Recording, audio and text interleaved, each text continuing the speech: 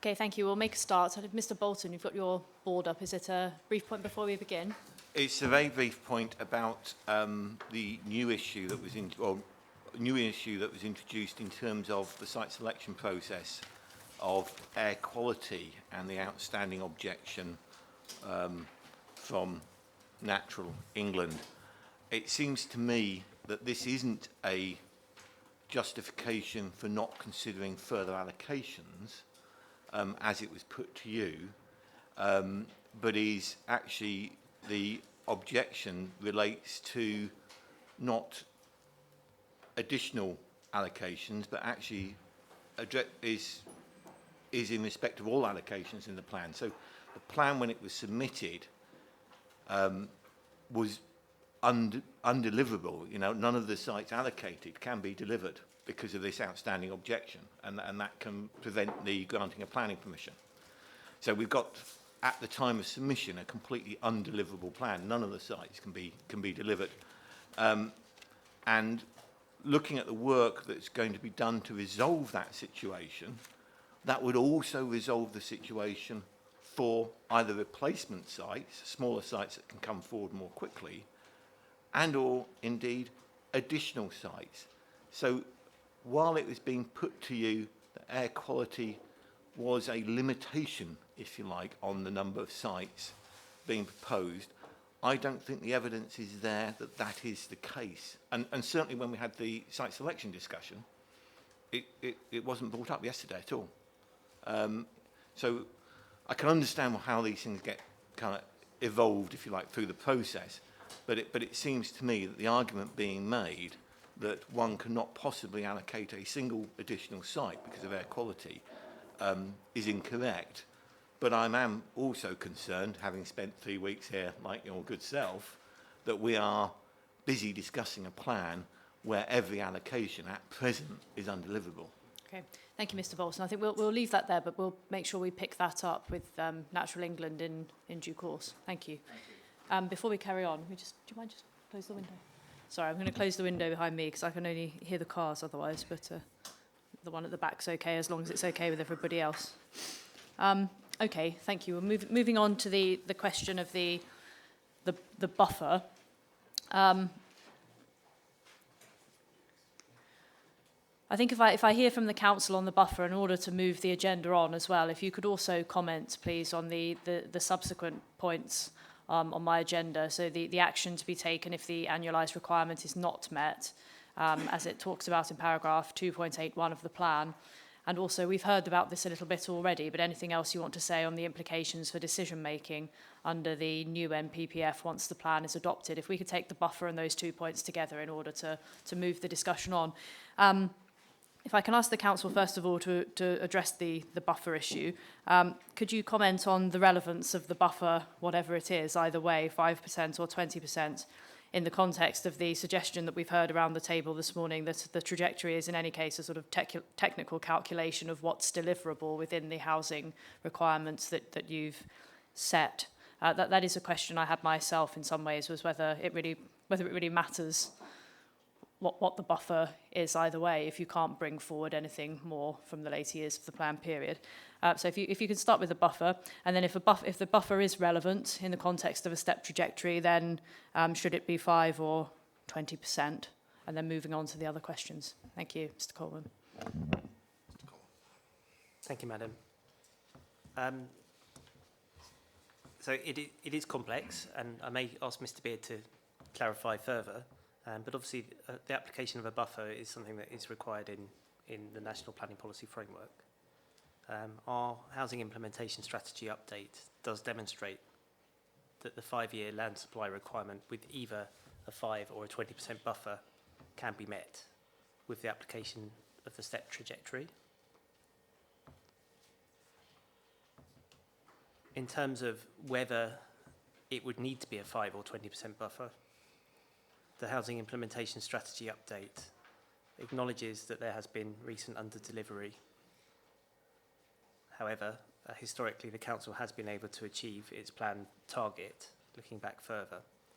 But clearly, assuming the step trajectory is accepted, then the under-delivery from the early years of the plan period is essentially cancelled out because the plan will have met its target. The target is the supply, in a sense, for the early years of the plan period.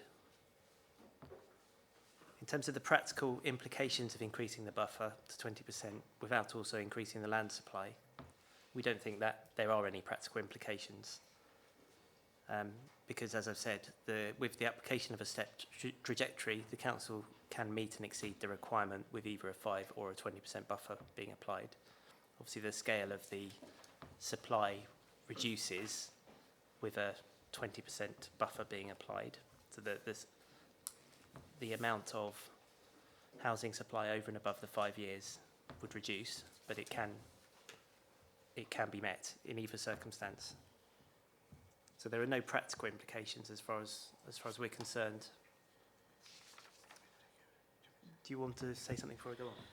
Can I just clarify what my conclusion is, and then maybe my confusion is rather, and then maybe Mr. Beard can help me with that. And it might be that I'm confused for just sort of technical reasons in my head. But if you were applying an annual level requirement, then it's obvious why you're doing that. It's sort of a division. You're seeking to provide the same amount year on year, and then the buffer sort of tries to front load some of that.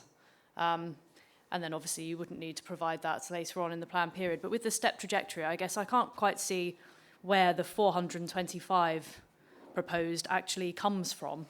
And why, presumably the sort of level is 5% lower than that. And then you've increased, that's the result of increasing a lower figure by 5%. But I don't really know where that figure comes from. So really what the relevance either way of a 5 or a 20% buffer is. It seems to me you're almost just saying that 425 is the amount we could deliver and 510 we could also deliver, but there's no real significance to either of those figures.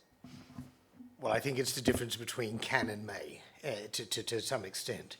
We see from paragraph 47 of the 2012 framework, the second bullet point, that the purpose, for leaving aside a moment which buffer should apply, the purpose for either buffer, 5 or 20%, is to ensure choice and competition in the market for land. So that's a requirement of national policy. So there should, as a matter of principle, be a buffer, no matter what the land supply requirement is, or what the housing requirement is. The difference between the 5 and 20% buffer is in respect of the 20% buffer, where there has been persistent under-delivery, and we know what that means. We have an idea of what that meant under the 2012 framework, but we also have a clear idea of what that means in respect of the 2019 framework, which we'll come on to in a moment. But the difference between the two buffers is to provide a realistic prospect of achieving the planned supply. So the requirement to have a 5 plus 15% buffer, so the higher buffer, is to provide a realistic prospect of achieving the planned supply. So we here are saying that we can deliver a requirement of X where there is and national policy requires there to be, when one comes to consider the housing land supply, requires there to be added to the calculation the 5% at the very least, to ensure the choice and competition market for land. For my part, I don't think that's negotiable, so to speak, if one wants our plan to be consistent with national policy. So, leaving aside the choice for a moment, we say we can deliver the housing requirement as demonstrated on the stepped annual requirement, or within the trajectory, and we can deliver it plus a 5-year supply as required to ensure that choice of competition in the market for the land. We also say, based upon the evidence that we've provided in the housing, the HIS update, that we're also in a position to demonstrate that we can supply the requirement, we can supply the 5% buffer, and we can supply, or we'll be in a position to demonstrate that we can supply the 20% buffer, because, if you're so satisfied it's necessary, to ensure that we provide a realistic prospect of achieving the planned supply. So the planned supply is the base, is the trajectory, but national policy requires, in appropriate circumstances, there to be the further confidence that what has happened in the past isn't going to occur in the next 5 years. So, for my part, I don't see it as being particularly simply a technical issue. What we're telling you is that we can provide, we can deliver. That's probably a better way to put it. That the plan will be in a position to will deliver the housing requirement in the steps as per the step trajectory, which is what paragraph 47 refers to as the planned supply. But to comply with national policy, we can also demonstrate that we can deliver the 20% to provide that realistic prospect of achieving the planned supply. Sorry to interrupt, but I think it was Mr. Ireland that made the point earlier, though, that with either of the, I'm trying to get to how the 425 was arrived at as being the right figure, or indeed the figure below that, that's uplifted by 5% to be, because I think we heard earlier that as you've got a surplus with both, you know, you're not with those figures aiming to provide as much as you can at that step and then provide a buffer on top of that. So the buffer either way reflects what you've calculated you can deliver. There doesn't seem to be anything else about that figure other than that. Thank you. So the way you go about establishing the step trajectory is to establish what can be delivered, and then to work out, essentially, when you apply a buffer as well, will you still have a 5-year land supply? It is a technical, from that point of view, it's a technical exercise to make sure that when the plan is adopted, you can have a 5-year land supply, because there's no point setting a step in a trajectory that you will fail to deliver immediately, or you will fail to achieve a 5-year land supply. So in taking the approach we have here, we've left with the initial first step target of 425 homes per annum. We have calculated the achievable requirement to meet that supply. So the achievable requirement, so the 425 step is achievable based on the supply that the council has, even if a 20% buffer is applied on top. The practical implications of the buffer are that if a 5% buffer is applied based on the council's trajectory, the council would have a 6.2-year land supply upon adoption. If the 20% buffer is applied, the council would have a 5.4-year land supply. So it's deliberately set at a level where it can still be achieved, but the wriggle room, if you like, or the flexibility in the 5-year land supply changes. So applying a 5% buffer would give a greater land supply in the early years of the period, from the council's point of view. But clearly we want to maximise the amount we can deliver at the same time. And obviously, as you've said yourself, bearing in mind that this is really only moving housing across the trajectory, the overall total supply is going to meet the requirement over the entire plan period, which is what this approach delivers. And it's a similar approach that other councils have taken in terms of formulating the stepped trajectory, and particularly that requirement for the next 5 years of the plan period.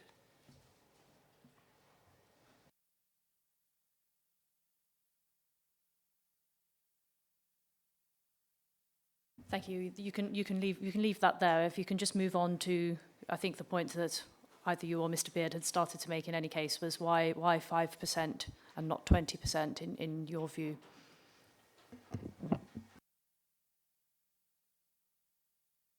So the 5% buffer, as I've said, would give more comfort in terms of achieving the 5-year land supply from the outset of the plan period after adoption. A 5% buffer can be applied where, assuming there isn't persistent under-delivery. And as I've already set out, whilst the council has had obviously a shortfall in housing delivery over the early years of the plan period, that is because the plan has not been adopted and because land has not been released from the green belt, as well as the other issues we've explored earlier. So arguably there isn't a persistent under-delivery if the step trajectory is accepted, because the council's targets have been met essentially, albeit it's a theoretical exercise. But theoretically, the targets have been met for the early years of the plan period. And obviously the purpose of the step trajectory is to provide a deliverable, achievable plan. I probably don't have anything further in terms of 5 or 20%. Did you want me to go on to the further questions? If you look back to what your previous plan target was, do you have evidence of delivery against that? Well, you have to provide it now. We do, just bear with me for a minute.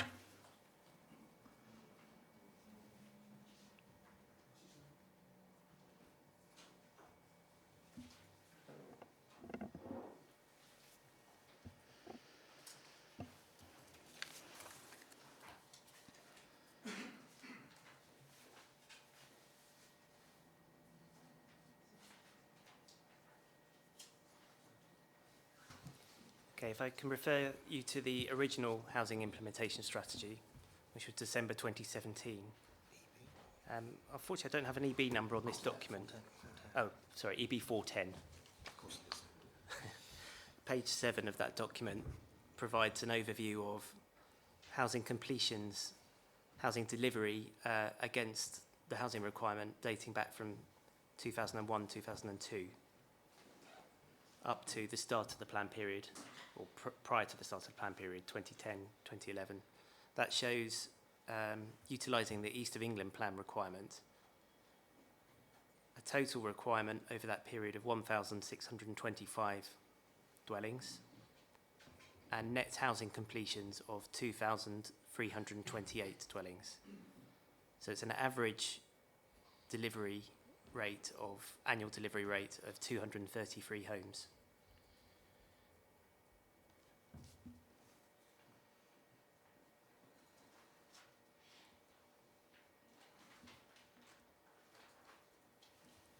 Thank you. Okay, if you move on to the other points. Certainly. So I think the next point is around the action to be taken if the annualised requirement is not met within the 5-year period. The council does acknowledge that there is a need for the plan to include appropriate mechanisms to provide flexibility and to trigger a review or partial review should housing delivery consistently fail to meet required levels. So as stated in paragraph 2.81 of the plan, the trigger is set out.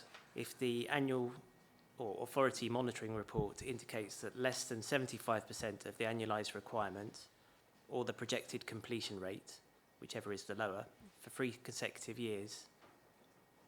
I'm sorry, I think I've read that incorrectly. If the authority monitoring report indicates that less than 75% of the annualised requirement or the projected completion rate, whichever is the lower, for 3 consecutive years, a partial review of the local plan will be undertaken.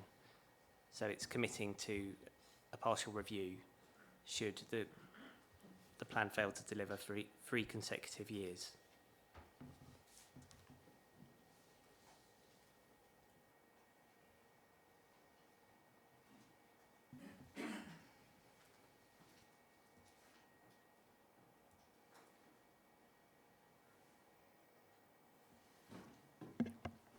Carry on. Okay, thank you. Carry on to the next. Implications for decision making under the NPPF, February 2019, once the plan is adopted. So once the plan is adopted, the council will calculate its 5-year housing land supply based on the stepped housing requirement. And linked to that, should the 5-year requirement and the housing trajectory be reflected in the plan's policies? Are modifications required? The answer is yes.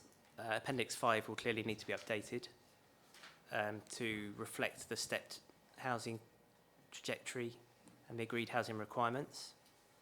And the council would also seek to amend policy SP2 and the supporting text to set out the step trajectory in policy and to make very clear what the step trajectory is and how that would be applied.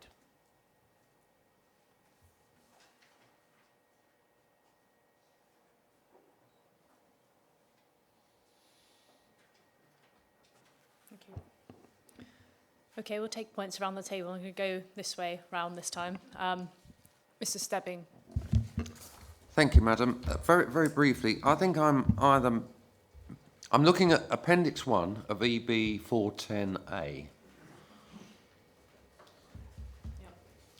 which essentially is it's the housing trajectory, and of course it sets out the step trajectory. I'm looking at the last row on that table.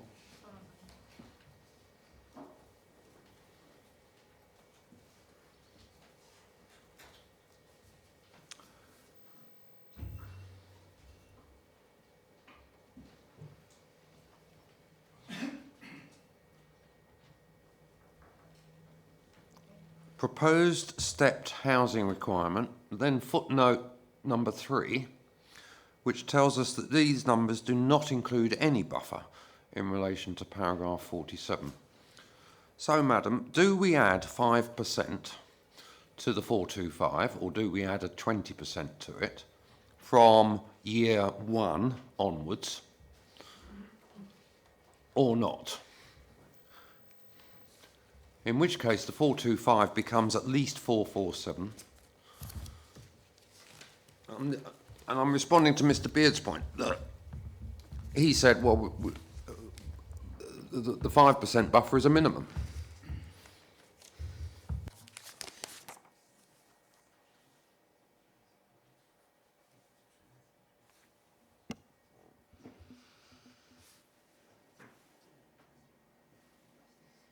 I mean, there's a simple answer to this. The trajectory is the planned supply, the housing requirement. The 5-year, the 5% or the 20% buffer goes to whether or not we can demonstrate a 5-year housing land supply. No, but I was confused probably by the same point. So I hadn't. If you look at I take these figures I think from your statement. So I'd written down that for 2011-12 to 17-18 you were looking at 265 per annum. But then when you look at the line that Mr. Stebbing has just quoted, it says 216 per annum in previous years. And then I had taken the 425, I think, which is why I was asking the question earlier. Has that one had the 5% uplift or not? Because at 5.2, I thought the 425 was with a 5% buffer. But then in the trajectory, I think what Mr. Stebbing is saying, it says 525 is without a buffer. And so then I guess is the 510 that you've said with a 20% buffer. Is that from what figure? 20% added to what figure equals 510? Is that what you were asking, Mr. Stebbing? It's Yes. exactly what I'm asking, in which case I think this table needs 2 further rows. Well, let's see, because it might. Let's see. It could be a typo, or it could be a. Well, we'll see.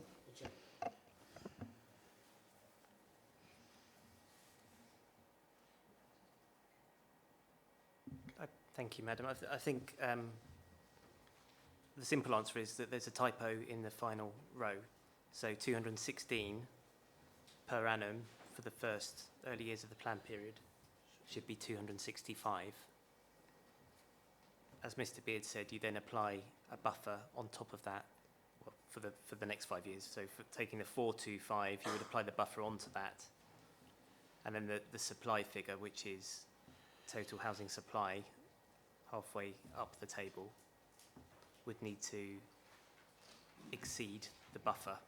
So the figure with the buffer applied, the requirement with the buffer applied is not set out within the table. And that is precisely my point, Madam.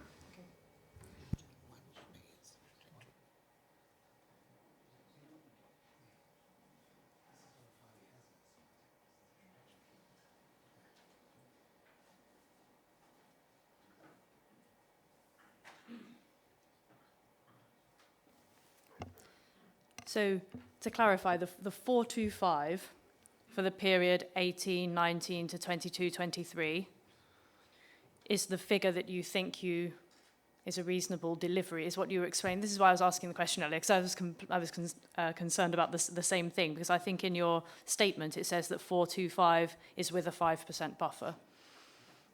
So is that not the case? So 425 is the sort of reasonable base figure that you think can be delivered, and then to that you would add 5% or 20%. That's correct. 425 would be the requirement Okay. for that next 5-year period. Apologies if there was a misleading part of our statement, but that's no buffer is applied to that Okay. figure. Blame the proofreader. Does anyone just want to do that? Do you want it just so we know what's 5% on top of that and 20% on top of that, just to make sure all the figures? Well, I can give you that. Mr. Neem has probably done it. I'm sure he has, yeah. I've got a spreadsheet here if that helps. The inspectors are not, we've always advised inspectors should not do their own calculations. No. So we obviously But- do, but I'm but- keen for them to be. But we need this, don't we? We Because do, yes, please. because 425 is an artificial figure here.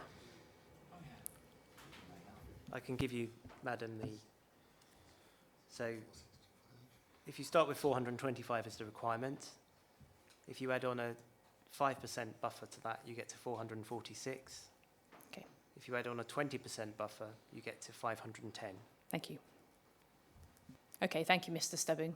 I think it's been done correctly. I don't think it's intended to be misleading, because 510 was the figure we were given for the 20% buffer. So I think we'll just assume it was confusing rather than a deliberate omission. Thank you, though. Thank you for raising it, because that was useful. Thank you. Mr. Neem. Thank you. If I can just start by picking up on a couple of points in response to Mr. Coleman, and then I'll come on to the question of which buffer. And it in part goes back to this morning's conversation, but the question that you raised at the outset, Madam, in terms of why do we have the steps that we have? Now, we know that the plan was submitted on the basis of a flat trajectory, and we know that the issue of the step was introduced in January this year, so well after the submission of the plan.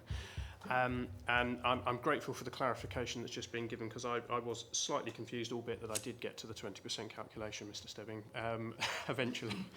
But that when I look at that, we have a position where the step matches exactly the delivery. So what the step is intended to do is to retrofit the housing requirement to exactly match the delivery in the plan.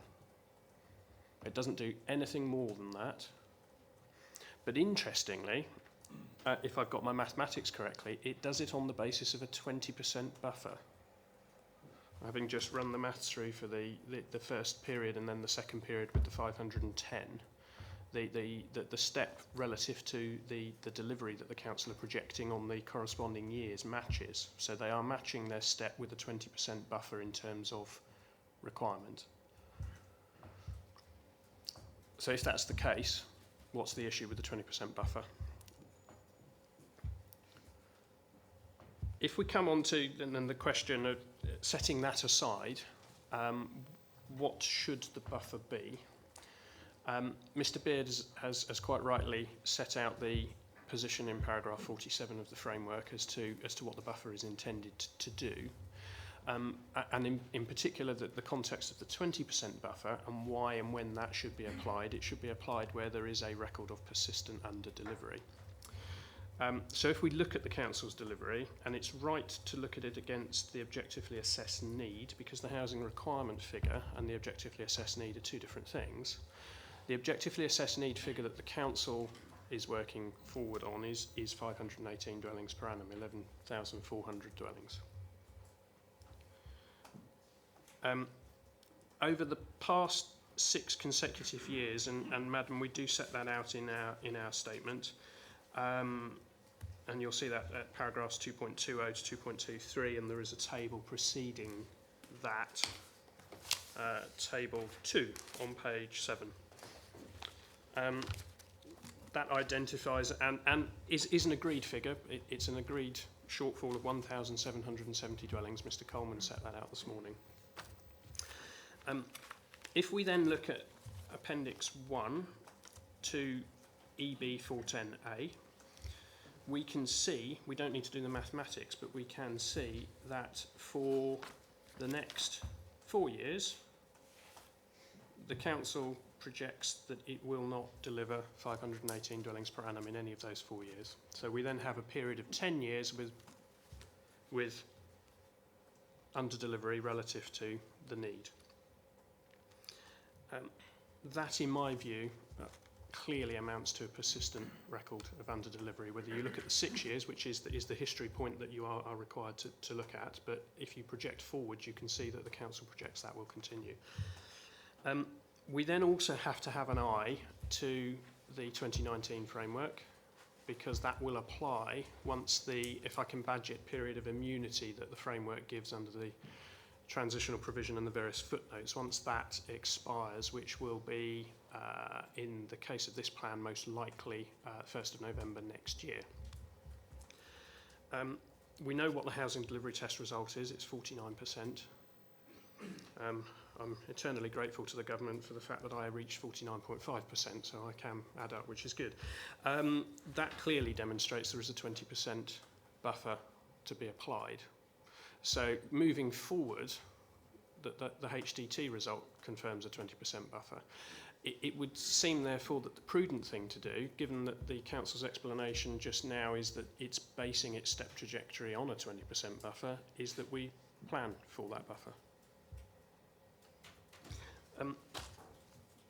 In terms of just the action to be taken, which was a separate point, did you want me to deal, could I deal with Yes, that now? please, because after this round, we're going to move on to supply. Okay, so again, we have to have an eye, I think, to the 2019 framework and how that would operate, because it's a development management issue as much as a policy issue once the plan's adopted. Paragraph 75 of the 2019 framework requires an action plan where the housing delivery test result is less than 95%. Now that's different to the figure that the council seeks to apply within its paragraph 2.81. And bearing in mind that the HDT result is currently 49%, again, at the very least, paragraph 2.81 needs to be brought into line with that 95% reference. But again, when we get to November 2020, under the current transitional provisions in Annex 1, there will be an automatic presumption applied if that HDT result doesn't improve dramatically. So again, we need to have an eye to that, and I think the plan at the very least needs to be amended to reflect paragraph 75.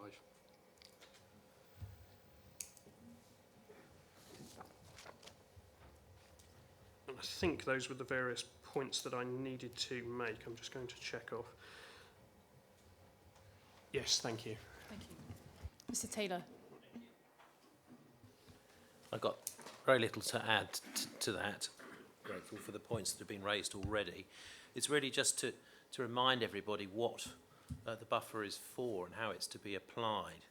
Paragraph 47, of course, requires the identification of full objectively assessed needs.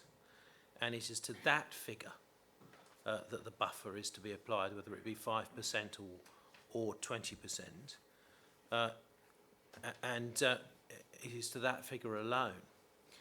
What we've got here, however, is a base figure to which we're being told a buffer is being applied, which is not FOAN. So the whole approach is one which is completely incorrect. Mr. Taylor, sorry, I was going to. Can you explain that point a bit further? Because that's why I was shuffling around, getting my old dog-eared copy of my MPPF out. No. As to the point about why it should be added to the OAN rather than the requirements, because just my reading of the second bullet point of paragraph 47 says you should identify and update annually a supply of specific deliverable sites sufficient to provide 5 years' worth of housing against their housing requirements, with an additional buffer of 5%, blah, blah, blah, blah. So if that's referring to the requirement, and that's clear that a 5% buffer would relate to the requirement, I would say, because it's in the same sentence. Yes. Why the under-delivery would then apply to something other than the requirement. Right. But the point is that the requirement should be the requirement that's put forward to meet needs, because as we've seen I've already referred to paragraph 17 earlier. Every effort should be made to meet needs. But that is on the, that would be on the basis that I think the requirement should be to meet needs, because Yes. surely there will be circumstances when it's legitimate to set the requirement below the OAN. So it's a conditional point. It is a conditional point, Okay, yes, thank you. indeed. The key, though, to this really is what the buffer is designed to achieve. Here we have a situation where there is patently persistent under-delivery. And just in that regard, if you look at the Council's Housing Implementation Strategy Update, which is EB 410, and you look in that document at paragraph, I think it's 310, you will see a table, Table 1, where the Council sets out its annualised housing target of 518 and the number of homes completed. The only year where 518 is exceeded is the year for 2017-18, which, as we've heard already, was anomalous and so can't be relied upon. So we've got the data from those years, none of which establishes, well, all of the data establishes persistent under-delivery against the housing target. We're told today that actually you can't have regard to those numbers anyway because the plan hasn't been in place over that period, and so the housing hasn't been released.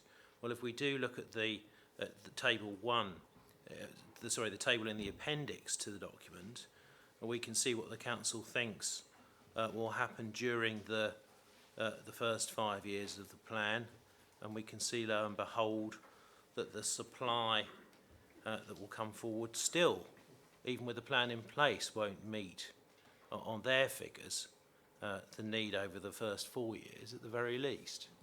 So that point goes nowhere.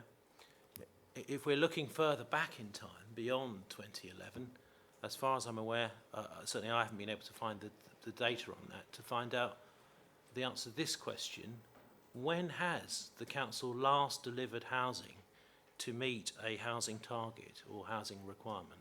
What was the year? Because I haven't found an answer to that. With that in mind, I think those are the points I had. Thank you very much. Mr. Burley. Thank you. Mine's probably a bit shorter than that, but it's back on paragraph 47 and the requirement for the buffer to be deliverable. And Mr. Beard has told us that they do have the potential to have a deliverable 20% buffer. The buffer's meant to come from later in the plan period. So why then are we working on a step trajectory? Because sites are, we're told, not deliverable until later in the plan period. I think there's, from my point of view, that I'm struggling with the logic. Thank you. Mr. Brent. Thank you, I think it's largely similar in terms of it's how the step applies to the buffer and how the Council, and I think this is really reiterating what Mr. Ireland said, it's looking to frustrate what government policy is there to achieve with regard to the use of the 20% or 5% buffer. I think what Mr. Beard said is it's trying to, the 20% is what has happened in the past won't happen in the first 5 years. Probably what has happened in the past will happen in the first 5 years in that housing needs won't be met. So it will be a consistent perpetuation of that scenario. In terms of looking in terms of past delivery, and we went back to the East of England plan, what the Council didn't mention was that there was an expectation that there would be delivery from the Harlow wide area. So the target that was given in the RSS was not necessarily just about Epping. It was actually, that was just about Epping, but there was a wider figure that was going to be around the growth of Harlow, which would have meant that needs and delivery would have been required within Epping. So it's not necessarily, let's just look at the RSS figure and go on that. But I think that we've already agreed that there is a 20% buffer, and I think that's palpable. So in short, really, the Council are using the step trajectory to negate the need for any buffer. So you're just delaying and delaying and delaying the delivery of that. And I think that's where you get an unsoundness in terms of the approach that's been taken. I think especially when you think trajectories and housing step trajectories were only really introduced within the 2019 MPPF and MPPG. Beforehand, there was no mention of step trajectories, and actually they pretty much weren't taken forward. Where they were taken forward was where there was, a significant element of infrastructure that nothing could happen until that had happened. So therefore, you had that delivery, and then I think it was Mid-Sussex where it was, I think there was environmental constraints in terms of delivery, and that's where Mr. Bohr, who also examined Guildford and Mid-Sussex, said, okay, you can have a step trajectory because you cannot deliver until that point. What we're seeing here is a reason we're just going to step a trajectory to ensure that we don't have to have a 20% or a buffer on the basis of our delivery. So we don't have to allocate more sites earlier in the plan to address that backlog in supply. So it's just a mechanism to prevent policy from actually being applied, national policy from being applied effectively, and making sure that delivery comes early in the plan, and taking it in that context of paragraph 47, that boosting that supply to housing. And that's what this approach fundamentally fails to do. Mr. Bolton. Yes, I'm kind of left a little bit speechless here, because I mean what we've been described is such a blatant attempt by the council to subvert government policy. And you know, they've been brazen about it. They're quite clear. You know, they've chosen the 425 DPA for no other reason than that's the figure that gives them a 5-year land supply with a 20% buffer. As has been explained elsewhere, that doesn't do anything in terms of paragraph 47, in terms of bringing sites forward. What it effectively says is, these are the sites we think we've got. We'll reduce the number so that when we're challenged at 20% under the new MPPF, as being suggested, we will meet it. But that's not, you know, go back to the test of soundness that you're looking at. Is that being positively prepared? I would say no, it isn't. It's clearly a mathematical trick, if you like, in order to subvert government policy. In terms of whether it should be 5% or 20%, Mr. Neens made the point, to a large part, that's going to disappear because you won't have the choice. That won't be dictated to by your decision on this plan, because the new framework doesn't subjugate the housing delivery test to what's in the plan. The housing delivery just gets applied to what the requirement is. And to be fair to the council, they've acknowledged that, and that's why it's set at 425. Now, there's a couple of other points in terms of delivery. The council are suggesting that they have delivered against the East of England plan. Now, when one actually looks at that, that's not quite true, to be honest, because the East of England plan has a figure for Harlow, which includes urban extensions in Epping Forest of some 15,190 from the period 2006 to 2021, and that required Epping Forest to review the Greenbelt boundary around Harlow. I think we're still doing that some 10 and a bit years later. So the lower specific figure for their district was lower on the basis that there was going to be a significant release around Harlow.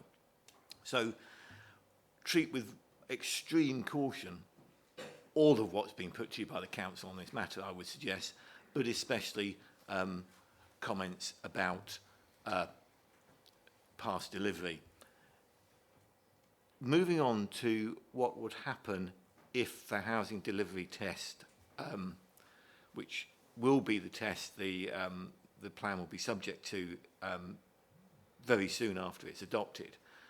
Clearly, you've got the 20%, which might well be applied in terms of the test against the requirement, but to some extent, let's be honest, what the requirement is set in the plan has been lowered for the early part of the plan period in order that that doesn't bite. So, you know, they are, if you like, looking at the figures in the plan to try and avoid, if you like, even the impact of the housing delivery test. So there's a further issue there about their avoidance. But the other point of that housing delivery test is whether or not they'll dip under the 75% and therefore have the presumption in favour implied in any way, whether or not you've got a 5-year land supply. Looking at it where they get to in the period 2019-2020, measuring it against measuring it against, if you like, the projections, the 2012-2014 projections for the first two periods, and then the housing requirement for the third year of that, they are potentially about 80% in terms of their meeting that requirement, providing they deliver what they say they're going to do in the next 2 years. If they're down on that, and we heard that last year was an exceptional year, then they might well be in the realm of having that presumption applied. The talk of a partial review of the local plan gives me concern, because effectively we're in a Greenbelt Authority, and can one really undertake a partial review that would identify additional sites in a Greenbelt Authority without actually revisiting the Greenbelt? And as I say, that could be as early as 2020, 2021. And it seems to me that offer of an early review, as they often are in these situations, is just a little bit of a fig leaf to try and cover what is, if like, pretty much an unsound plan. But it does give it can give the Secretary of State a way out to say, well, there will be an early review, so I don't need to concentrate now. But I do think when the Greenbelt Authority, with no safeguarded land, what would the impact of that review be? How would they get further sites? Because I can't see in 3 or 4 years' time the good folk of Epping being particularly pleased at being told, well, we've had one round of Greenbelt reviews, you're going to get another now. Thank you. I'll ask the Council to come back on any of those points that it wishes before we move on to the supply. Thank you, Madam. I won't go into too much detail. I think we've covered most of it already, but I would like to refute the kind of accusations around the table that the Council is somehow seeking to stifle development coming forward.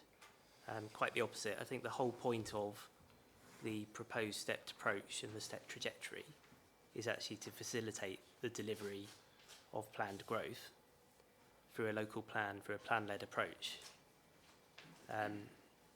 Recognising that there are limits to what can be supplied quickly in the district for the reasons we've discussed earlier, and the constraints that exist, not least the Greenbelt coverage, but also Epping Forest itself and the special area of conservation.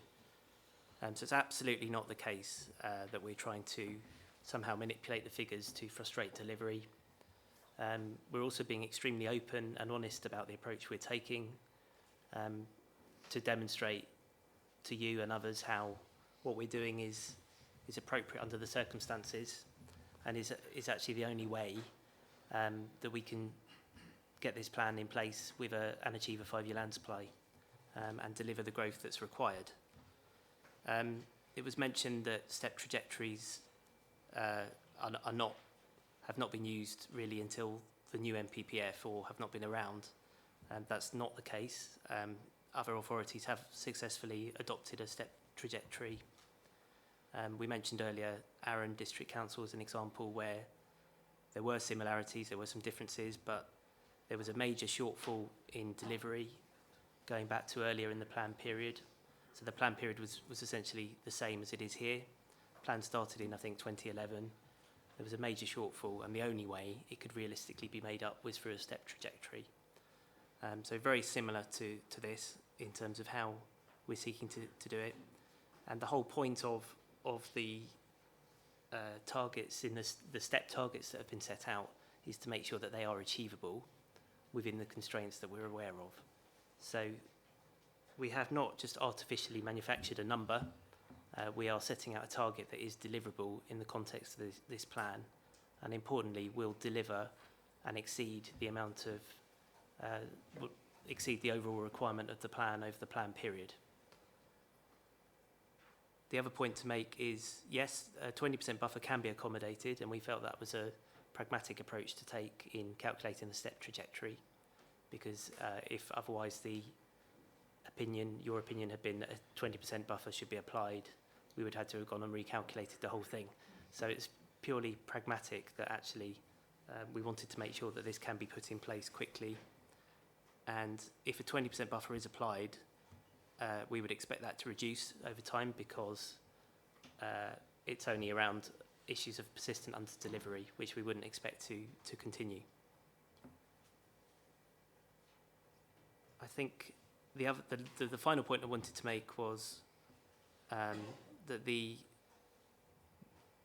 trigger mechanism in the plan that we've referred to, paragraph 2.81, is intended to trigger a partial review of the housing policies in the plan should there be under-delivery, with the purpose being to make sure delivery is not frustrated, and to make sure that there are mechanisms put in place to bring forward more sites or different sites if required.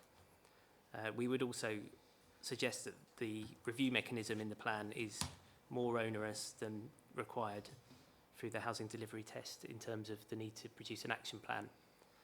So we think we've gone further actually than that to give comfort that measures will be put in place if required. One point, I think you may already have at the point. I'm afraid Mr. Taylor is not correct when he refers to the housing requirement as being the OAN. The courts have been absolutely clear from the Hunston Properties case onward that there is a distinction to be drawn to where there is in place a framework compliant adopted local plan, and framework compliant there is a 2012 framework, where it's correct that the housing requirement in the decision-making context where there is not such a plan in place should be taken as the OAN, and there have been many examples both of housing appeals relating to housing delivery, but also court cases related to that. That is not the position post the adoption of this plan. Thank you. We're going to move on now to the 5-year land supply position. Again, I'll ask the council to address the specific questions there on my agenda. So I've asked about the delivery assumptions that have informed EB 410B, which are the spreadsheets which are appended to the housing implementation strategy that we've been looking at this morning, particularly to address the evidence supporting lead-in times and build-out rates, particularly for the larger sites. I've got on here discussion of assumptions for Water Lane and east of Harlow in the Garden Towns because they've been raised. I think we're likely to come on to those tomorrow, but I expect people will want to make some comments about them now, but whether we can fully address those now is another matter. And then another specific question that's come from the statements I've read is the question of the availability of sites with existing continuing uses upon them. And I've set out the ones that were specifically referred to in the statement I read just here, but if there are others, then you can address those as well, the principal as well as specific sites if necessary. And likewise, if there's anything else anybody wants to say, then now would be the time to raise it. So if I ask the council to address those questions, say anything else it wants to say, and then we'll do the once around to begin with, please. Thank you, Madam. Thank you. In terms of delivery assumptions that have informed the document, the Housing Implementation Strategy update, the Council has not, as we've heard, had any large strategic site delivered in recent years. So, as we know, the local plan represents a significant step change in the Council's spatial strategy. And the Council is working proactively as you've heard already, to front load the planning and delivery of strategic sites included in the plan, with the intention that that should accelerate delivery on those sites and reduce lead-in times. The assumptions on the lead-in times and delivery rates that we have utilised as a starting point are detailed in the Housing Implementation Strategy update set out. So that's EB 410A, page 22, table 1. And that sets out a range of general assumptions that have been applied to different site types, which we've, as I said, used those as a starting point. We've then made variations for specific sites where we needed to, where we're aware of further information being available. The Council has also consulted the respective landowners and site promoters in relation to the delivery timescales that we have set out in the update. So that EB 410B, Appendix 4. In terms of the specific sites mentioned, so Water Lane area. Sorry, Sorry. 410. Where is that for? 410B. That's these, isn't it? The spreadsheets, yes. Yep. So the spreadsheet set out the assumptions on delivery timetables.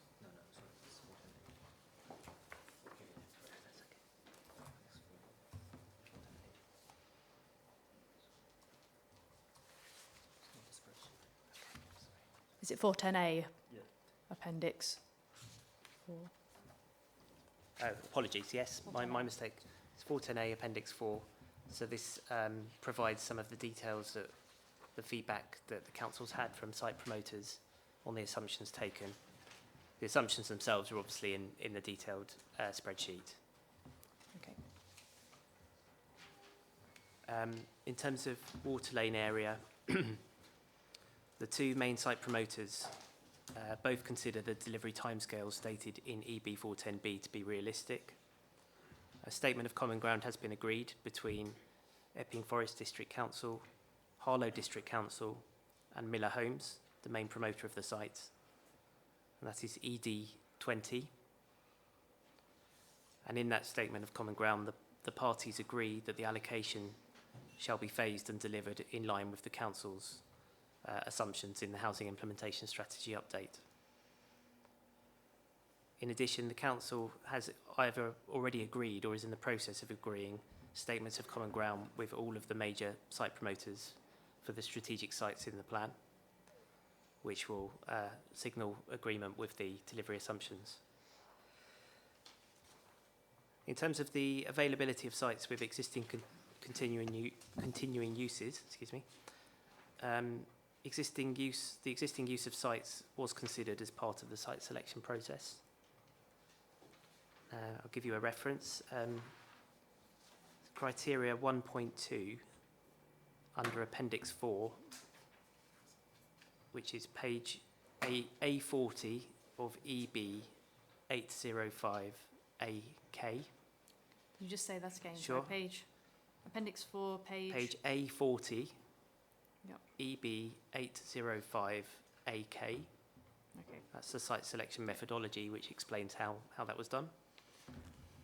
The presence of existing uses on site were also fed into the overall site assessment and site selection process, which ultimately informed the allocations themselves. In estimating delivery timescales for sites with known existing uses, the council has taken into account circumstances for individual sites, and where appropriate, we have incorporated delayed delivery timescales to take account of any short-term availability concerns. I can talk through any of the sites you've listed, but I won't go through them now unless you'd like me to. That's okay.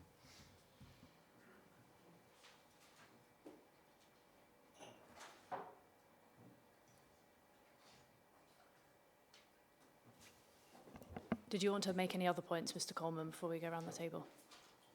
Not on those, thank you. Thank you. Okay, so I'm going to take everybody's points on those, and anything else that you want to say on the 5-year land supply position and delivery assumptions now, mainly before we move on to issue 3. So put your boards up. Mr. Neem. The tumbleweeds seem to have come down the table, don't they? Okay. A number of points, and I'm not going to go site by site, madam.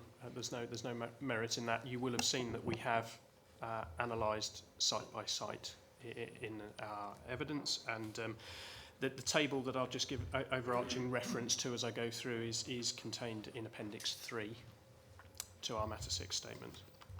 So just a couple of overarching points, and then I just want to deal with some specific groups of sites rather than individual sites. Everything that I want to run through is in the context of both footnotes 11 and 12 to paragraph 47 of the Framework 2012.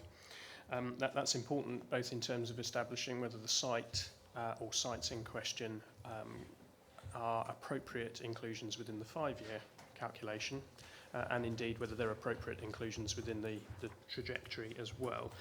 I will come back to Annex 2 of the 2019 framework, because we must have an eye to that in terms of the application of the framework to development management decisions going forward once the plan's adopted. So if I can just pick up on, if you like, the first batch of sites. So, and for your reference, they're all coloured red in the Annex 3 table. So in general terms, these are sites which fail both footnotes 11 and 12, neither deliverable nor developable. And as you will be aware, madam, the respective tests there are a realistic prospect of being deliverable in the context of footnote 11, and a reasonable prospect of being developable in footnote 12. I've covered 2 of them already this morning. 2 of them are sites which are the subject of live planning appeals for C2 use. And I may have misunderstood Mr. Coleman, but at least one of those I understood to be removed by the council on that basis this morning.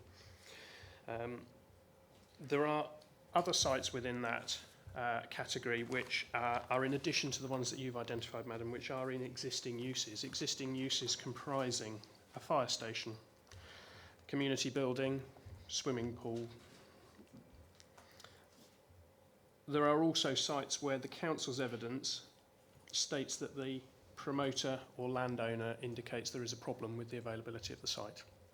So for those reasons, I think those sites quite clearly fail both footnotes. And there is absolutely no prospect of showing clear evidence under the Annex 2 deliverability definition. The next batch of sites are shaded yellow within the table, and there's a lot of yellow sites, and I've split those into 3 categories. So we have sites which the council rely on for its 5-year supply, so footnote 11. Those primarily comprise sites such as the existing car parks that we talked about a lot yesterday. And I won't repeat that, madam, because you had a lot of evidence on the car parks and particularly from others around the table on the viability of those. But there are sites within that batch that are in existing uses which the council identify would affect their capability to come forward. So children's nursery, active businesses, for example.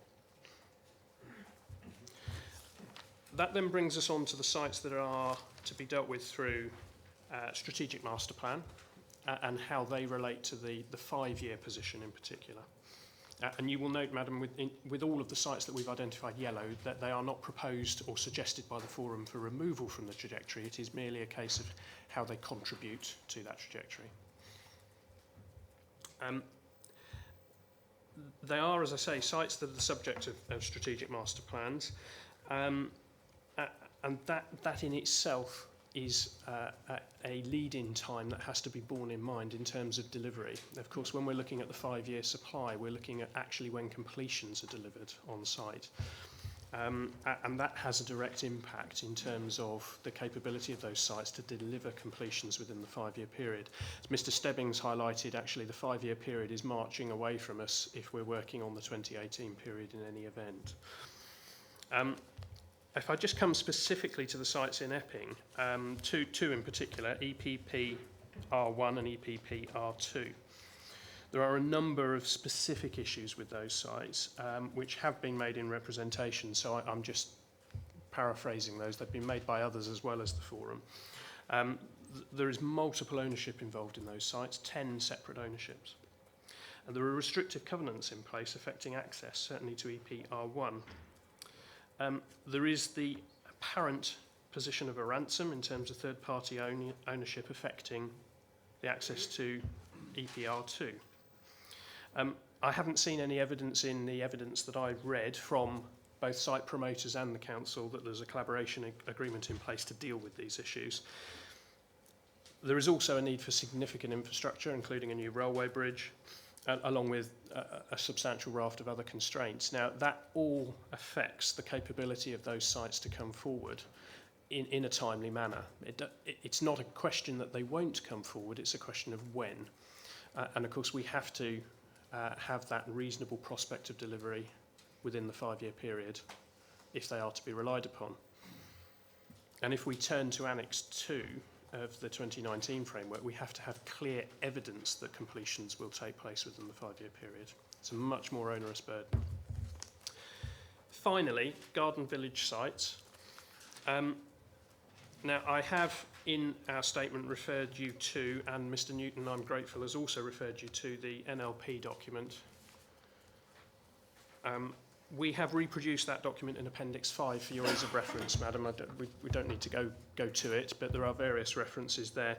That document very helpfully deals with empirical evidence on lead-in times to substantial large-scale sites.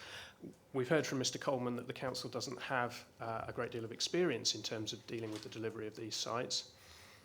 And so therefore that empirical evidence is actually extremely helpful in this instance, because we don't have district specific empirical evidence. I think the simple point is that the 3 sites that are referred to, the start time needs to be adjusted to reflect the delivery trajectories within the empirical evidence that NLP have assessed. So there is an adjustment that we've made, which is ranging between 1 and 2 years in terms of the start time. So it's not a significant adjustment, but nonetheless it's important in terms of how those sites contribute to the trajectory. And particularly in the case of Latin Priory and the other smaller site, not the Water Lane site, the east of Harlow, sorry. Those sites are projected to make a contribution to the 5-year supply at the point of plan adoption. In our view, Madam, that's just simply unrealistic.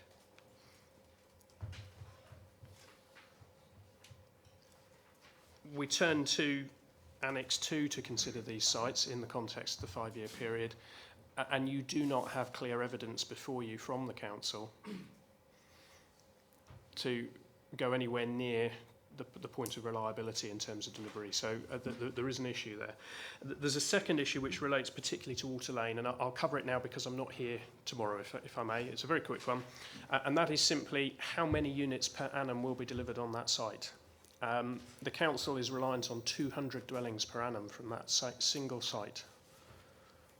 If you turn to the NLP evidence, you will see that based on empirical data, the most that has ever been delivered from a large-scale site is 161 dwellings per annum. A modest adjustment, but an important one nonetheless when you look at a 10 to 15-year build-out period. And just for your reference, that's figure 7 if you need to turn that up in the NLP document, page 14. So the consequence here is that based on the forum evidence, the total supply over the plan period should be reduced by 1,948 dwellings over the plan period. The consequence for the 5-year period, and forgive me, the 5-year period figures I have here are calculated from 2019, but from 2019 that would be a reduction of 1,403 dwellings. And you can see the respective impact of that within Table 6 and Table 7 of our matter statement. Table 6 sets out the scenarios using the council supply and the forum supply with Liverpool and Sedgefield 5 and 20% respectively, applying the 2012 framework. And Table 7 repeats the exercise applying the Annex 2 deliverability test under the 2019 framework. And you will see that in the context of the forum supply, that actually reduces the 5-year supply by a further 1,194 dwellings. So that's in addition to the reduction made for the 2012 framework. I won't go through how we fix this because I think we've had quite a lot of discussion in terms of early years delivery and what the options might be. But those are, in summary, the points that I wanted to make. I can go back to any specific matters if that helps. Thank you. Mr. Stebbing. Thank you very much, Madam. Just I can turn the graph in a slightly different direction to Mr. Neame, I hope. EB 410A, page 29. Mr. Coleman, I think, just introduced that to you. We contributed to that information. I just want to confirm, and this is the point, that site Royden R3 is being discussed by ourselves in the context of the larger allocation we're seeking there, and it is deliverable within the first 5 years. Thank you. Thank you.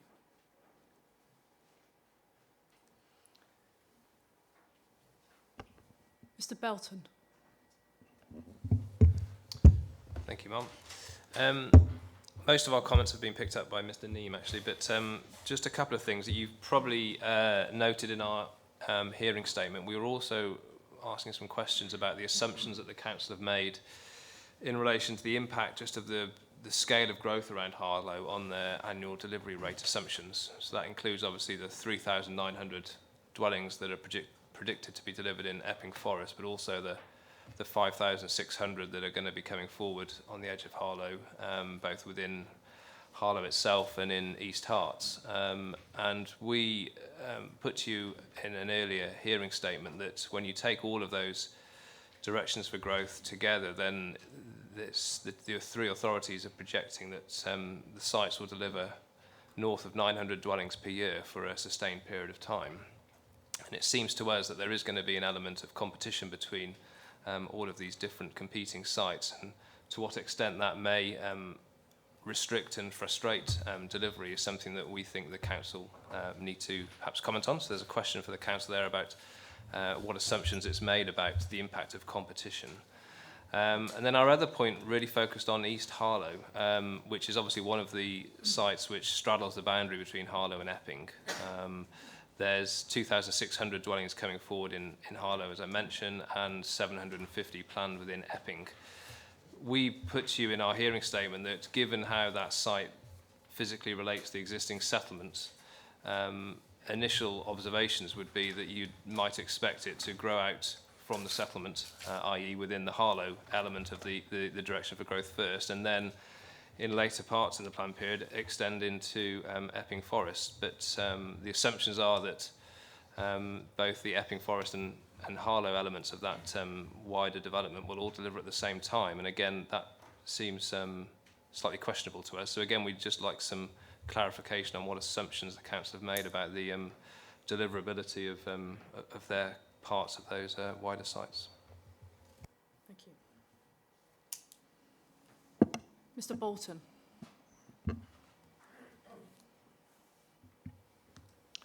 Thank you. Firstly, like Mr. Neame, we've put to you in our Appendix A a number of sites which we think should not be included within the 5-year land supply. We're not saying that they should not be included within the deliverability of the plan as a whole, but they should not be included in the 5-year land supply. One of the common features of many of these sites is that they are due to deliver in the very last year, and only the very last year of the 5-year land supply. That's a fairly common feature. When you see local councils do this type of exercise, they think if they put it in the very last year of the 5-year land supply, there's just the off chance something might happen and it won't be challenged. But we think that they fail the present test in terms of realistic prospect, and that they would also fail, or definitely fail, the more stringent test under Annex 2 of the new the new PPF. Turning to lead-in times for the larger sites. We deal with a lot of larger sites, and I've done rather a lot of Section 78 inquiries on lead-in times for larger sites. So we've done quite a lot of analysis around the country. And that, as a whole, has actually backed up the NLP research in terms of lead-in times. And you'll see that for this district, and indeed for the surrounding districts, we did do some work on lead-in times for outline and full permissions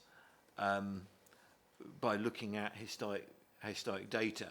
And that found that on average in this district, it was some 5.5 years when you looked at sites of a reasonable size. And for outline applications, that extended to 8 years. We can give you those sites and that analysis if you wish.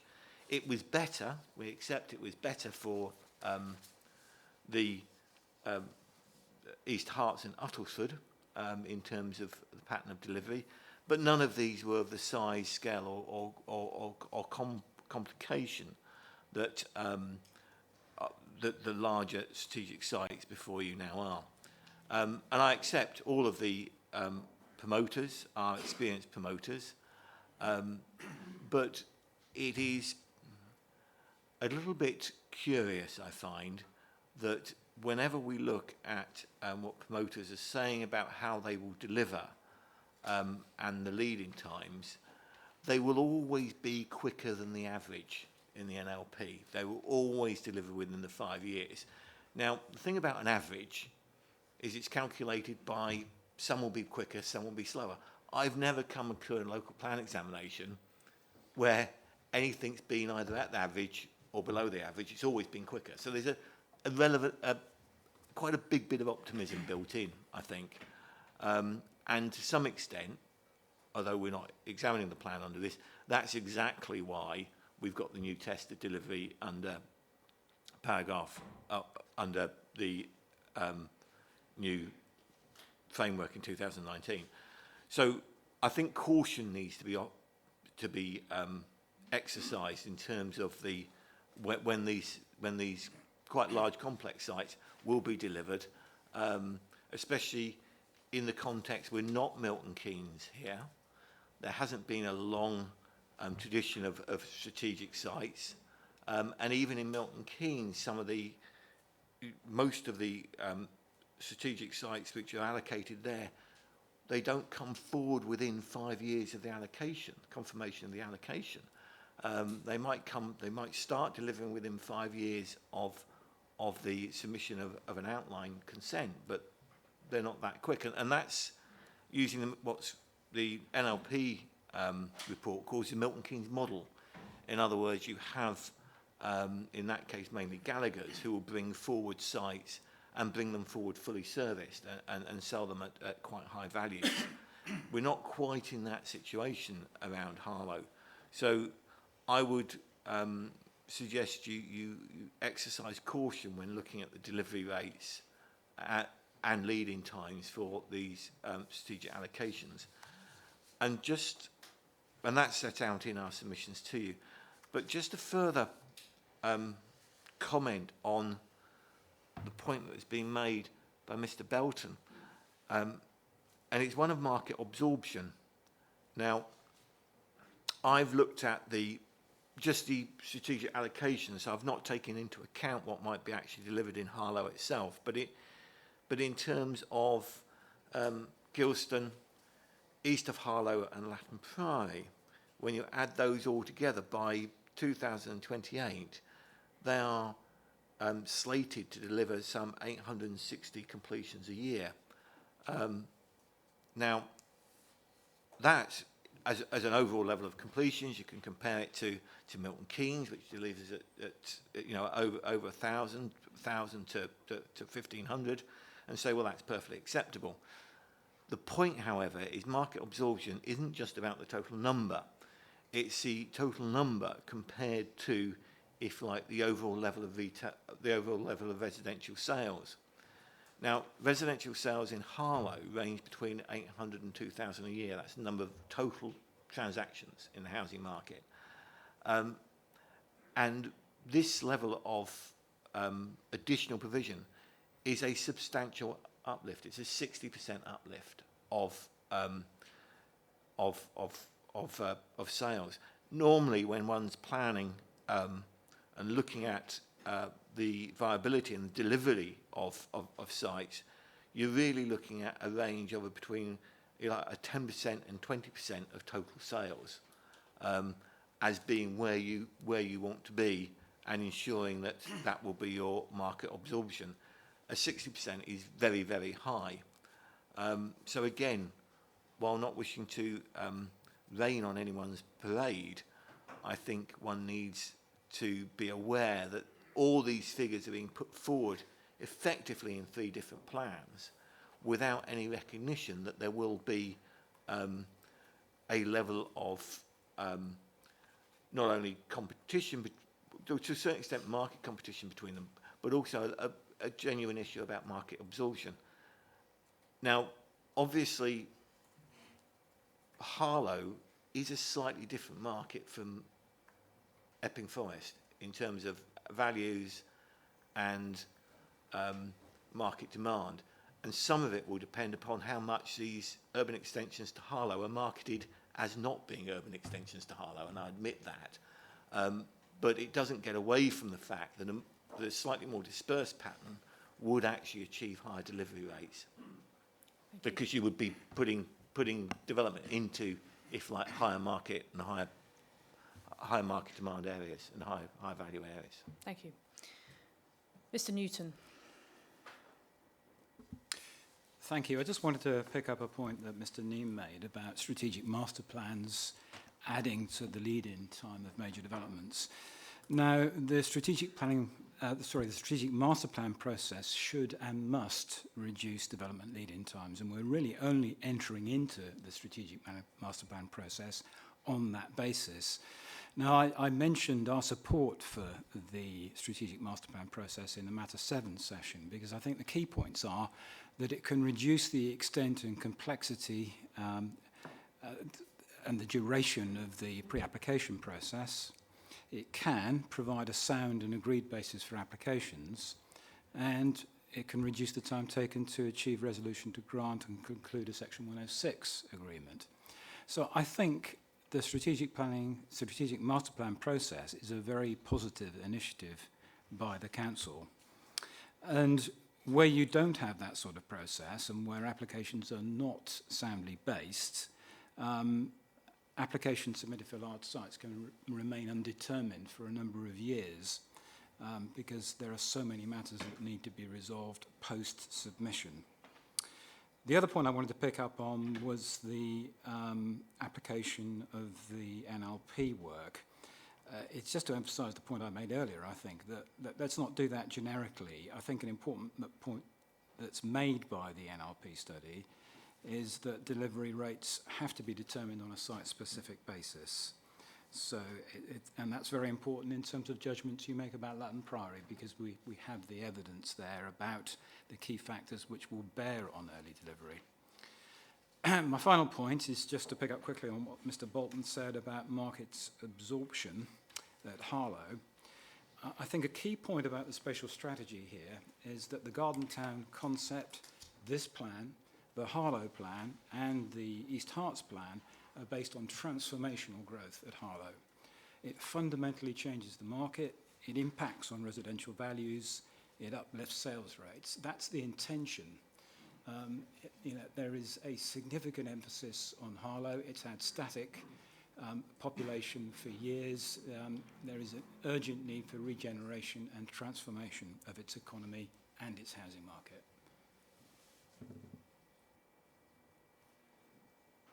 Thank you. Mr. Stanley. Thank you, ma'am.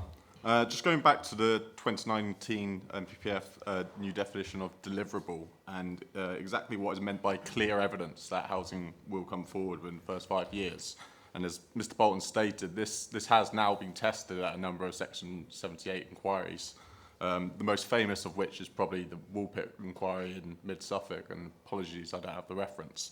And I just want to, I'd implore you, and we can submit to the examination if you wish, to have a look at what Mid-Suffolk has produced in response to that as part of an annual position statement as their evidence of sites that will come forward. And I'll just go through some of what that document does look at. It looks at historical local delivery, looks at national trends of delivery, local trends of lead-in times, national trends of lead-in times, individual assessments of detailed and outline permission sites. It involves memorandums of understanding with some of the strategic sites, and in those, the council hasn't just accepted a lot of what the developers have said, but they've applied conservative figures to that. And then it looks at sources of windfall as well. And this isn't just looking again at, you know, what windfall has previously come forward, it's looking at what kind of windfall sites have come forward and whether these will come forward in future. So I think the question for this examination and what will be tested, what the supply will be tested in later inquiries in the borough is, do you have this evidence available? Thank you. Okay, the opportunity for the council to come back on any of the points that it would like to. Thank you, Madam. I'll just start with the points just raised by Mr. Stanley, if I may. Of the list he's just recited of the issues and the things that the council had done to demonstrate delivery, I'm pretty confident that we've done all of those. And I think that the housing implementation strategy, or the two documents taken as a whole, with the strategy and the update, sets out what the council has done. We haven't just taken and accepted the assumptions taken by developers. We've applied our own assumptions to sites. We've then tabled those with developers and checked that they've agreed with them, checked that they're comfortable in supporting the delivery and phasing we've set out based on our analysis. If I could refer you to the original housing implementation strategy document. Sorry, actually, I'll start with the housing implementation strategy update document, EB 410A. There is appendix 2 to that document is a discussion paper which we tabled with the developer forum that the council holds, and that was from a meeting on the 12th of December of last year, where we put within the discussion paper an analysis of the available evidence, including the NLP report. So both national evidence that's available and local evidence by way of our own analysis that we had undertaken of delivery rates and lead-in times of developments in Epping. Paragraph 9 of that appendix sets out that high-level analysis that we undertook of development schemes that had come forward in the district. Clearly, we haven't had, as we've heard, we haven't had the sorts of development that we will be expecting in the future. But nevertheless, it's a useful analysis of timescales taken. So I think I would really counter quite a lot of what we've heard, because I think the evidence is there that we have actually done a very extensive exercise in understanding what delivery rates should be in the district. We've also, through that process, consulted with the development industry and specifically with the developer forum on the assumptions that we've taken. So not only the high-level assumptions that underpin the trajectory, but also the detailed assumptions that underpin individual sites. So it's difficult for me to understand how we could have done any more. And in previous years, we have had a number of surveys, and we've regularly corresponded with site promoters to check on their latest assumptions. So it's absolutely not the case that we've been led by the developers, and I think the assumptions are conservative in many cases, not in every case. But I think we have taken a cautious approach wherever we can. And the whole point is we need to set up a plan that isn't going to fail. We need to get a trajectory that is deliverable. That's the whole point of the phased trajectory. The other one of the points I wanted to make was just around re-emphasising the work that the council is doing and has done to actually bring forward delivery. We're not just producing a plan and waiting for it to happen. As Mr Newton pointed out, the council has undertaken a lot of measures to bring forward development, and we're working very closely with site promoters on the master planned areas to bring forward master plans. We have a new implementation team that the council has introduced, as I've mentioned before, and that team is fully operational, is working with developers through planning performance agreements to bring forward schemes. So the considerable front loading has been undertaken, is being undertaken. There's a good summary of that within the housing implementation strategy, the original version, section 8 on page 19. In terms of the assumptions for delivery at East Harlow, it was mentioned that some confusion as to whether it was appropriate to have development coming forward in the Epping part of the site and in the and in the Harlow part of the site at the same time. The indications from the promoters, as far as I'm aware at this stage, are actually that they're more likely to start delivery from the Epping part of the site than from the Harlow part of the site. There are a number of reasons for that, and obviously they're not here today, so I won't speak on their behalf. But certainly that's our understanding. On the point of issues around competition and absorption for the development coming forward in the market, I think we understand and acknowledge that it's a challenge. As Mr Newton said, the Garden Town is a major and aspirational project which is backed by the government and has a dedicated team in place that works across the three councils, the three district councils, a growing team, delivery being one of their main objectives in facilitating that delivery, and there's continuing work ongoing to facilitate that cross-boundary working.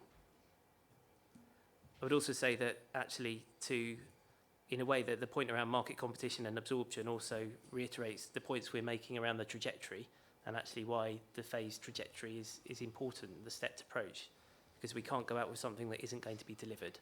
So we have taken into account as best as possible what we believe to be an appropriate approach based on the circumstances. Well, thank you. I think that concludes our discussion really of issue 2. Thank you very much for everybody's contributions. I'm expecting that a few of you will depart at this point, so I think we'll have a should we have a 15-minute break? So we'll come back at 5 to 4. Thank you very much for your contributions today. Thank you. And meets the requirements of paragraph 10 of the PPTS in respect of delivery. Before we come on, some of this was discussed yesterday, obviously, but before so we don't need to repeat all of that. For example, taking my second bullet point first, you told me about which strategic sites are expected to make provision, and we heard from Miss Bryan and a couple of others, and we have a couple of questions, I think, tomorrow for the people promoting the Garden Town sites.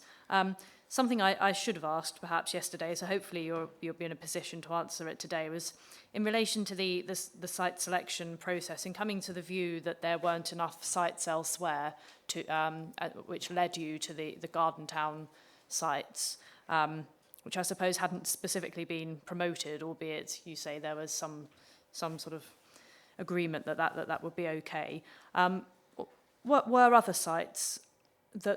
Were there other sites promoted that had to be dismissed? Were there any alternative options? I'm just trying to get a sense of what led you to that, if there's a pool of sites that's promoted but you ruled out, and that sort of question. I think the short answer to that is we used all the sites that were available and deliverable to put into the plan before we went on to allocate or propose for allocation the strategic sites. As you will have noticed in the methodology and the paperwork relating to the traveller site selection, there was quite an extensive search process that was undertaken before we entered the main kind of site selection process, as it were, and it mirrored the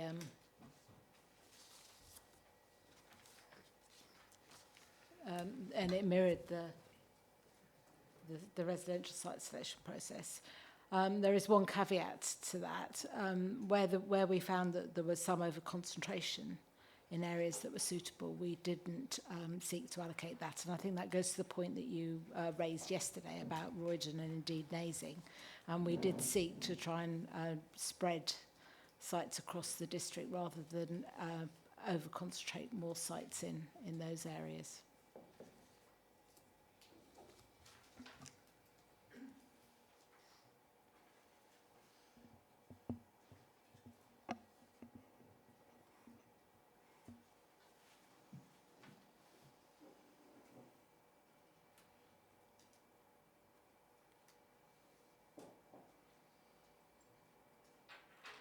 Okay. Thank you. So perhaps if we carry on with that second bullet point, and then we'll turn to the 5-year supply. I think it's Ms. Bryan that has raised the issue that if those sites remain allocated where they are, the timing of delivery doesn't correspond accurately with the timing of delivery of housing. Ms. Bryan, did you want to make your point, and then we'll ask the council to address that? Certainly, thank you. I've got the trajectories here. Quite simply, the Traveller site, NWBT1, is projected to deliver between 2017-18 and 2021-22. That's when it's expected to be completed. But the housing site, which is the same site, it has the same boundaries, isn't due to start delivering until 2022-23, which is obviously a year after the Traveller site is supposed to be completed. They're both subject to the same strategic master plan. So I suppose my question is this an error, or is the Traveller site supposed to come forward independently from the strategic master plan? And I have got another point about when the need arises. Should I move on to that, or do we? No, if you just make a comment. I think the thinking behind it was that it needs to be part of the strategic master plan, but it wouldn't necessarily take as long to come forward and deliver, and therefore might be able to be delivered earlier. But clearly that's something we're going to have to work through the master plan, and probably goes to the heart of the other question that we're about to be asked, because I think we do need to update our trajectory, and we haven't done that work yet.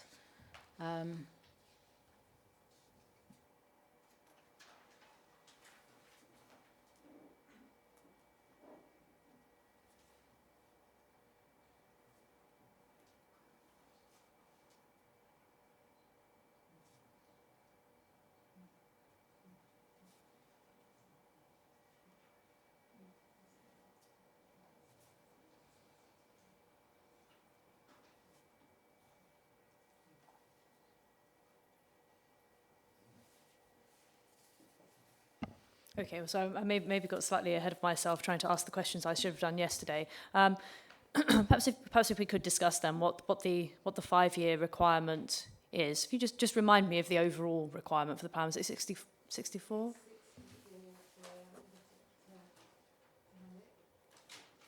Sorry, so the overall requirement is 64 in the plan period. Yep. I can't read. Residual of 32, we're allocating 38. Okay, so we've provided already 32 pitches, and the requirement allocations in the plan is 38 plus 1 yard for travelling show people. And that is set out in the plan. If you look at table 2.4 on page 29 of the plan, that sets out the number of pitches required, and how many have been completed and how many have been granted planning permission up till 2017. So this information was correct, obviously, at the time when the plan went out for Regulation 19 publication. Okay. And so then, did I think your statement then said that the 5-year requirement would be 32. Is that right? As it says here, which would be the remaining requirements, if you like, as in table 2.4. Because my question, because the question I've written is why would the 5-year requirement be so high based on the total requirement of 64 for the whole plan period? I might be wrong in that.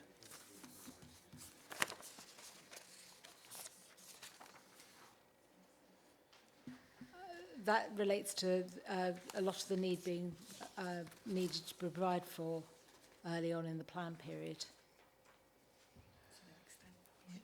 And, and extent permissions.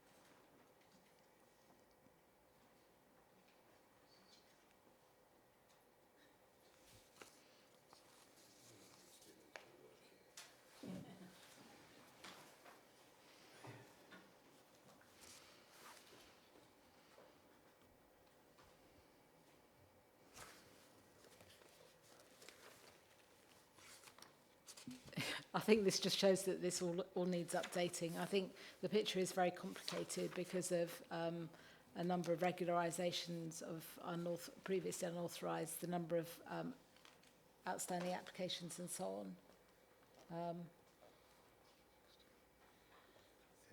Yeah, I think where I've taken that figure from is in your Appendix 5.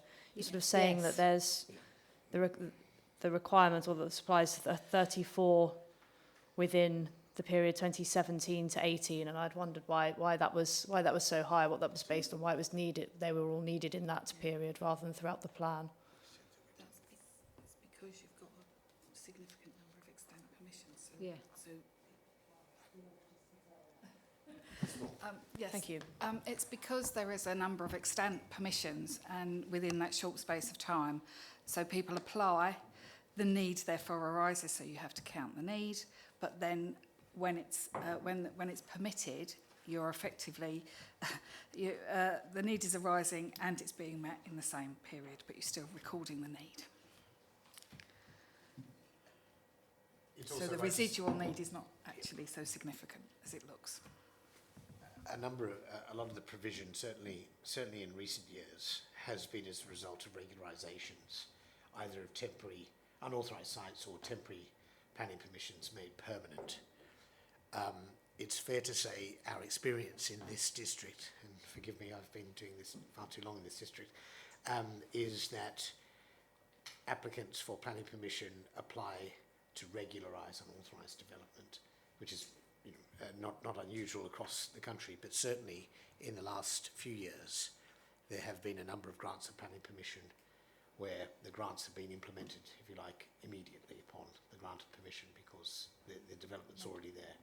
It's fair to say we need to do a little bit of homework ourselves, monitoring homework, so to speak, in terms of understanding the exact position in terms of delivery in the last 12 to 24 months, I think. Well, since November 17. Since November 17, so as to bring our knowledge precisely up to date.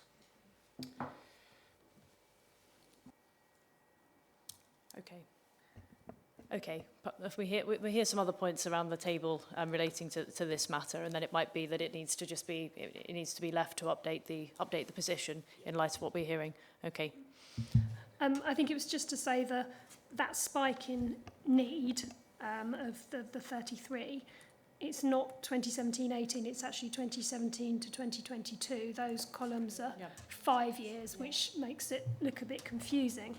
And my point, I appreciate it needs to be updated, but assuming the need is correct, and it's just the trajectory that's going to be updated, if the North Wirral Traveller site is not supposed to come forward with the master plan, and it's if it's supposed to come forward with the master plan instead of before the master plan, which I honestly think would be the most realistic thing, that will push it into the next period, along with the others, so the next 5-year period, so 2022, 23 to 2027, which doesn't correspond with the need. It would result in a shortfall of 4 pitches in the first 5 years.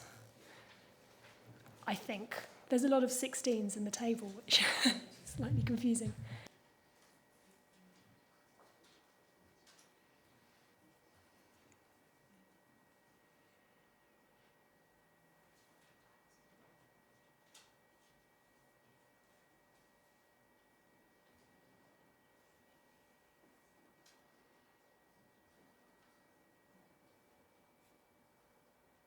Maybe I could just add to that. The reason why that it's in those 5-year chunks is because that's the way in which the information comes through in the GTAA. And that's why it's been transacted in that work, and that's why it's not straightforward just to kind of change the trajectory and project it forward, because we need to go back and unpick what that means. Okay, so is it the case that it might not result in a shortfall if you move the strategic sites back in the trajectory? So okay, so let's just be clear about the tasks that needs to be done. We need perhaps some clarity over the years in which the need arises and the projected delivery. And if you can maybe show that in terms of I suppose as you have done here in the sites, that would be useful. Okay, thank you. Happy to do that. Thank you.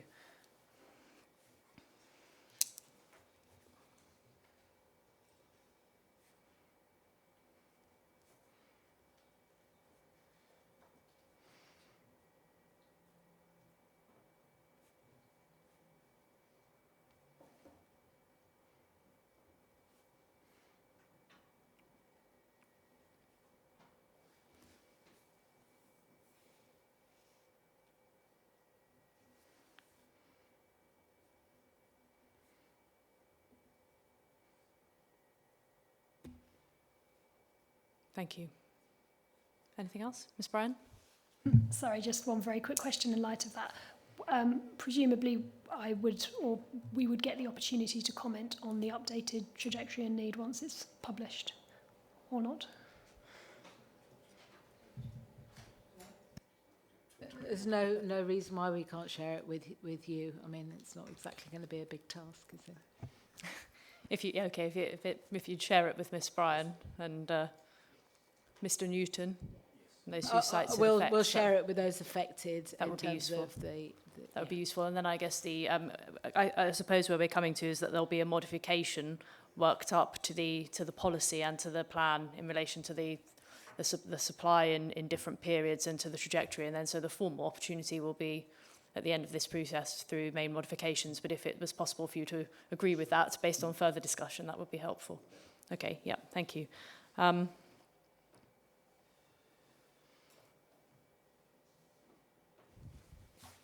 Anything else? No? Okay. Thank you. See you tomorrow. 4:10. Thank you very much.